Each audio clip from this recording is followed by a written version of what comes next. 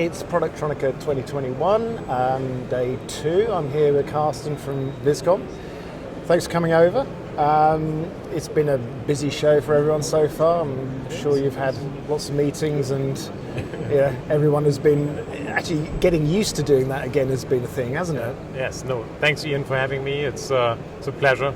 So of course expectations were not that high, so expectations are exceeded, which is good. Yeah. And it's good to be in front of customers again and actually have conversations that you cannot have in a video conference. Exactly, yeah. And 2 years, is a long time actually in this industry, isn't it? A lot has changed and developed, and how's it been for you? It is, and 2020 was a slow year. I mean, as a German equipment manufacturer, there was a lot of investments that were postponed. With our AOI and AXI systems, probably, almost usually more than half of our business is somehow related to automotive electronics, or was. So that changed a little bit, and with the transformation in the automotive industry to electromobility, we took the time and developed new inline X-ray systems, especially for very heavy objects. What you have in like charger electronics, 20, 30 kilogram heavy inverter boxes with a lot of metal and very thick solder joints in it, because high current goes into the car or is converted, and so these solder joints need to be absolutely good. Same with heat sinks, where you have soldered power electronics to any heat sinks. We're inspecting a lot of voids and measure voids in these soldered heat sinks. So that has changed a little bit, and we use the time to develop new machines, especially for heavy duty, heavy objects, as well as for battery inspection. That's a new product for us. So it's exciting. And the last few years, the last 5 years, that speed of development has really ramped up, hasn't it? For our customers, certainly. I mean, product cycles are shorter. And we see that in every day in consumer as well as in automotive. You want new displays, you want everything as a user, you want everything more shiny. So our customers are required to bring new products to market more quickly, and this sometimes requires new test and inspection technology. And technology is advancing as well. We can do inline 3D X-ray inspection that was usually only possible in the laboratory, and now we do that inline in 30 seconds. And that's exciting. So let's see where it goes. There's a lot to come. And the future is it's bright, but it's also going to be very busy, isn't it? Because at the moment it's cars, but there's going to be vans, lorries, and different. I guess society's attitude towards vehicles is going to change, isn't it? The modes of ownership and how we use them, everything is going to change. And new players in the market who have a different approach. I mean, we are from Hanover, which is very close to Wolfsburg, where Volkswagen is at home. What a brand, like Volkswagen. But also what a big company, and then you have the new players who come with new concepts, and I think there's a lot of change going on, but also new technologies. Computing power in the car with these new chips, with autonomous driving is a big market driver for us, because you have new sensors, you have radar sensors, you have cameras, you have a lot of electronics in the car that we didn't have, and it has to work because it actively steers the car or brakes or something, so it's safety relevant, and then you don't want to miss something because of a bad solder joint, which is actually what we do, inspect these electronics. And it's interesting, if it's a market that is growing hugely, automotive, but it's also a market that's being disrupted, because of change, total change in the drivetrains, but also there's the prospect of big tech companies coming into it that aren't traditional car manufacturers. So it's almost upending that whole market, isn't it? Yeah, that's exciting. So we're watching this closely. I mean, the new players. I mean, we know the big names, but just recently the Rivian IPO, amazing. I mean, it's certainly something that we like to be involved in, and we are more or less, and that's and of course we can talk about being a small to medium-sized company in machine builder in Hanover, Germany. We and we deal with the big names in the industry, and are not allowed to talk about it. Yeah, exactly. So it's very competitive. Yeah. It's a lot of supply chains, and I don't mean the current supply chain issues. I just mean who's making the components for the cars of the future. That's the big question, and so we see a lot of change, and that's good. Yeah, it's exciting, but it's also it's quite heartening to see. It actually almost relates to the COVID situation, where companies were forced to deal with issues, and like you say, even if it gave you some breathing space to develop products and improve existing ones, that's a benefit, isn't it, at the end of the day?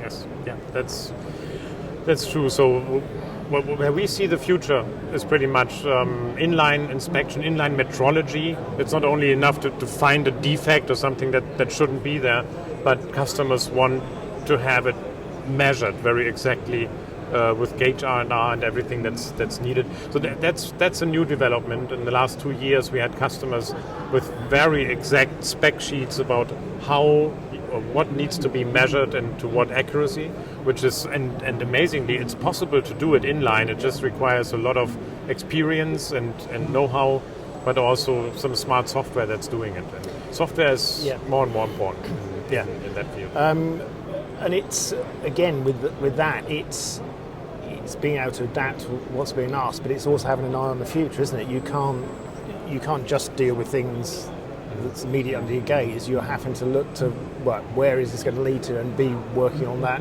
almost before you're asked for it, I guess. That's true. And world is changing a little bit. I mean, we're talking about supply chains. We're talking about global trade, and it's export has become quite interesting to export things from Europe to China. Even in the American market has changed a little bit, so we have to adapt to that as well. Yeah. And from a European perspective, I'm totally, and our company is totally in support of sustainability and everything that has to do with climate or CO2 neutrality and all that. But it is a challenge for small and medium-sized companies because it comes with a lot of regulations. Yeah. And this just means a lot of overhead for smaller companies to, know your carbon footprint and everything. Yeah. But it's important, and so we join some of the renewable energy programs of our customers. So we have solar on the roof, and we of course we support electromobility. So I'm a big fan of electric cars. It's a different story, but I think that's the way to go, and it's quite a bright future for our kids if we do it right. Yes, and it's an interesting challenge, isn't it? Because it's not just about the products you send out of the door, it's how you run your business, how you even thinking how far your staff have to travel, all those sort of issues, which you, as you say, if you're a big company, you can absorb those costs, it's fine, but for smaller companies, it comes down to finding innovative ways of dealing with that, doesn't it?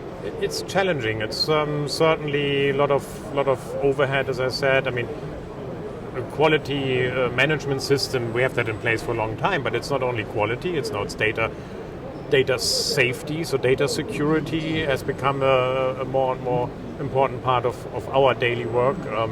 Then, of course, environmental certifications and everything like that. But there's one thing that I just want to bring up. Circular economy is a big topic in Europe. But what's circular economy? It's just to keep products in the market for a longer time. I mean, it's just like, if you use your cell phone 2 months longer before you get the next big thing. It's what Europe understands as being more sustainable. And thinking about it, we have, the German machine building thing is usually very solid and lasting a long time from the mechanics. And we have machines in the market 10 to 15 years old with still solid mechanics, but upgraded to the newest cameras and new computers. So kind of part of the idea of the circular economy, keep the machines running for a long time on the latest software with the latest cameras and hardware.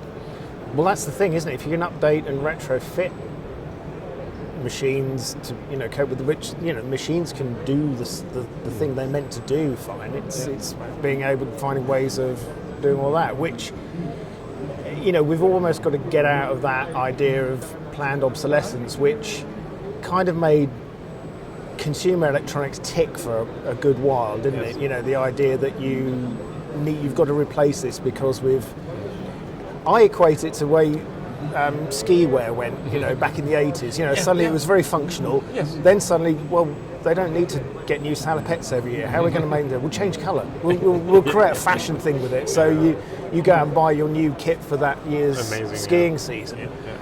But the fundamental, what the product does, has not changed. But in consumer electronics, the product is changing. So you'd think it would be a case of actually making it more desirable and more functional. I think our industry, especially in the equipment manufacturing business, depends on new, more and more production. But recycling is a big part of that as well. I mean, being efficient in the production process, but also being conscious about environmental things is absolutely a must, and I think that's also a new challenge, which requires some effort on the industry side, but also it's absolutely worth doing it. Yeah. Do you think, going back to electric vehicles, do you think that at the moment it's very much we're creating vehicles the way we used to create, fossil fuel powered vehicles? Do you think they're going to change much more than they already have? So we're also modular, so you can change drivetrains, you can change battery configurations. Will we see that sort of thing, do you think? That's a guess. I don't know. Yeah. It's really, we see a lot more autonomous driving. We see functions in the car that we couldn't think of in the past. But on the other hand, swapping out batteries, I really don't see that, because it's an integral part of a car pretty much. But software configurations, you have that already, which is amazing that you just get the same hardware, but you pay differently depending on what features you use. That's something that's maybe for the machine building business not there yet. I know many people say, it's all about the software, machine building, that's the old part. But I think it's important to have a good, solid mechanical construction, and you pay for that. That's it. But then the use of it, pay-per-use, that's certainly something we should think about. Interesting times. Yes. Yep. And, I'm glad it's been a successful show for you. I hope the next couple of days are busy as well. Yes. So it's good to see you. Thanks for spending the time. Thank you, Iain. And we'll see you very soon, hopefully. Thanks. See you again.